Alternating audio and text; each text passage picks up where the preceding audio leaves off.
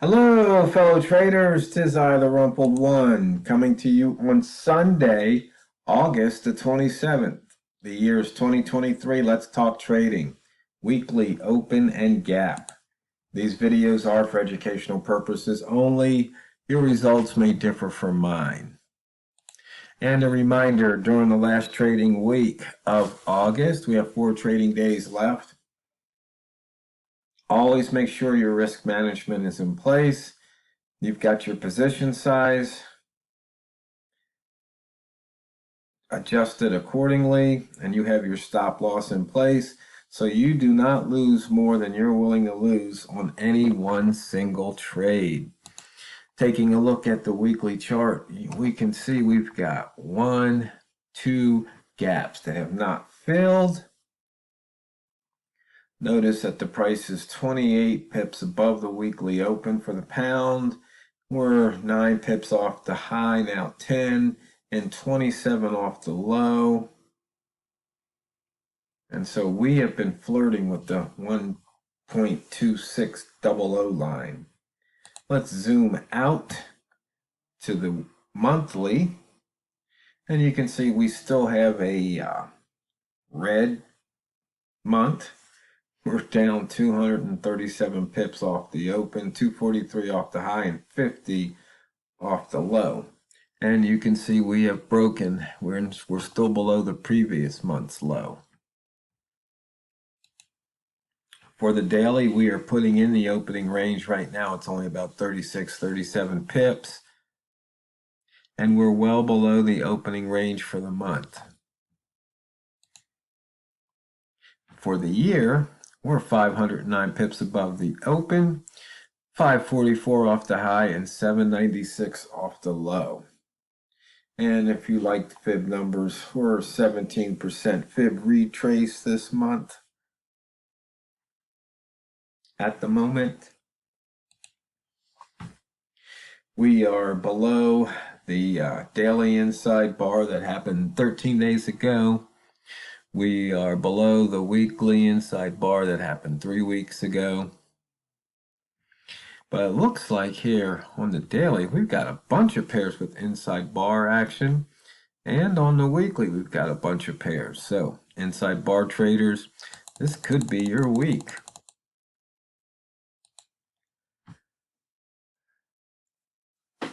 We are 9 hours into the trading day.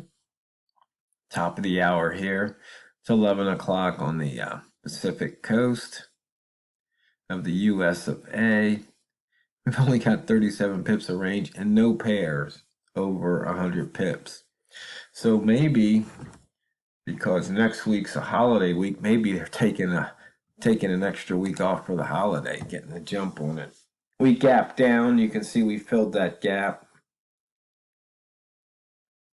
And we've also crossed the 2600 line by 2 pips.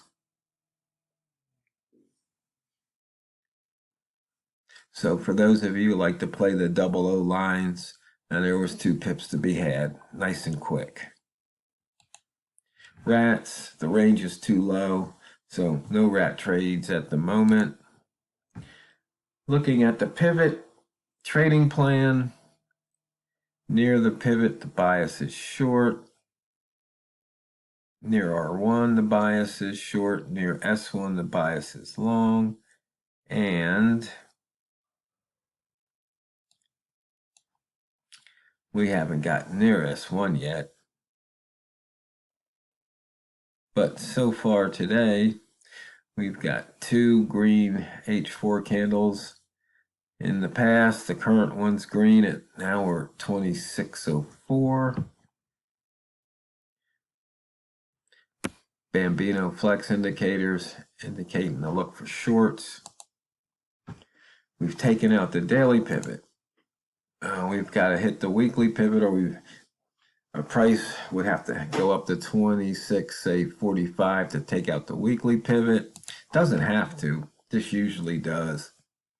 And the monthly, we missed it by 37 pips, but we're over 270 pips away from it at the moment. Now let's go back to H4 and let's see, are there any pivots that we might take out? We've got one below 125.87. That could be a likely candidate today, later in this trading day.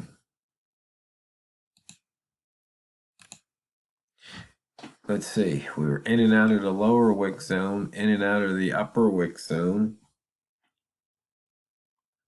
And right now we're back in the wick zone. Weekly, like I said before, only 37 pips of range. And I'm trying to see, there's nothing else of significance on here. Usually this gives us more information towards the middle of the week. We can see how these ranges are looking. On the simple price action chart, you can see once again, candle color at the line. That's on the 5-minute. If you use the 30 or if you used H1, it's all pretty much the same. Notice we are seem to be just riding price right back up. There's probably some buyers, or rather sellers up here. So price needs to go back up to that area.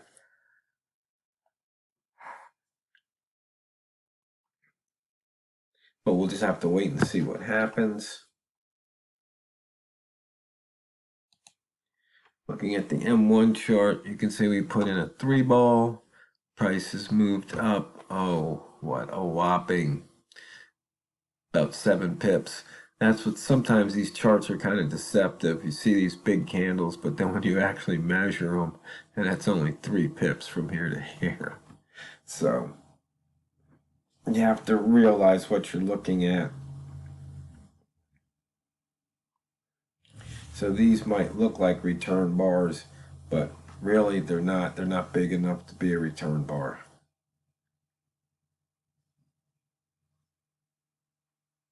So do not be fooled. Now, what are we going to talk about this week? Well, I should probably let you know Walmart is going on vacation. I don't know if he's going to be trading, if he's going to be online or not. We'll just have to wait and see. But I think might want to talk about some of our decision making. You know, we talked about sometimes we're smart, sometimes we're stupid, but that's almost too simplistic in a manner of speaking.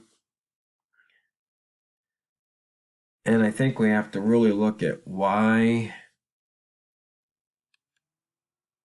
we don't follow our plan. And I noticed the pattern that I have. And Walmart had said something to me about it. But it's sort of like when you look at somebody else, it's easy to see the results sometimes, but you don't always see the process, the path, the journey. Sometimes you do, but most of the time it doesn't seem like that's the case. So what I realized, what I do is, let's just say I take this trade. And let's say I wait for my signal, and then a trade, and I'd be looking for a short right now. And then I take the short and the trade runs against me. Well, then what I have a tendency to do is abandon my plan, my entry method, the triggers that I look for, and I just start to look for any old trigger, any old reason to say add another short and maybe get that money back. Because I guess that's the way my brain is wired, that I want to get that money back, as opposed to saying, okay, you know what? It doesn't really work trade by trade. Trading is not really a trade by trade scorekeeping.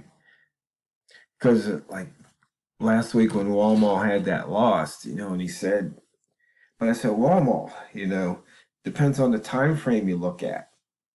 So if you look at the week, maybe you're still down, but if you look at the month, you're up. If you look at the quarter, you're up. If you look at the year, you're up. So are you up or are you down? It's almost like the trend. Why I don't like talking about trend, I talk about bias. I know it might just be word swapping, but the reality is the words that we use have meanings to us as individuals, and then we make up that meaning. So about the loss, about getting it back. So say rather than cut it at maybe 5 pips or 10 pips, I might let it go 30 pips against me and be adding on trades. And then sooner or later, it usually comes back and I get my money back. But, there's a flaw in that thinking. There's a couple of flaws in that thinking. And because, one, if I were to cut the loss, then I wouldn't have to make back as much. Number two, if I were to cut the loss and reverse the position, I'd probably start making it up a lot faster. And then three, the big one, when I finally do get another short signal, it's going to be at a much better price to short. And if it returns back to where that original short was, then I'm going to have a boatload of pips.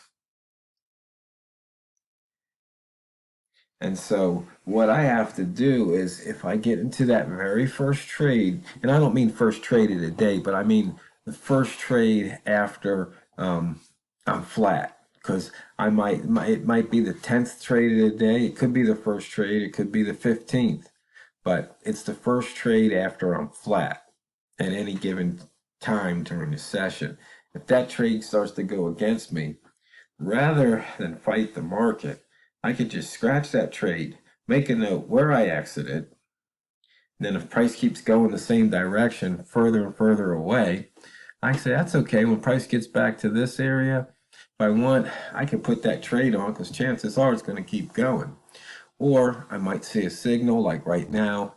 I would see a short signal right there. Take that trade and then see what happens. Because what I just said was key. You take a trade and then you see what happens. Because, as I've mentioned before, it's not like baking a cake. You take the trade, you see what happens. Maybe it works out in your favor, maybe it doesn't. And that's all you can do. And every time you take a trade, that's all you can do is see what happens. So you basically need that exit playbook because in your exit playbook, you can do it pip by pip. What you do if it goes against you 1 pip, 2 pip, 3 pip, ... 7, 8, 9, 10 pips or more.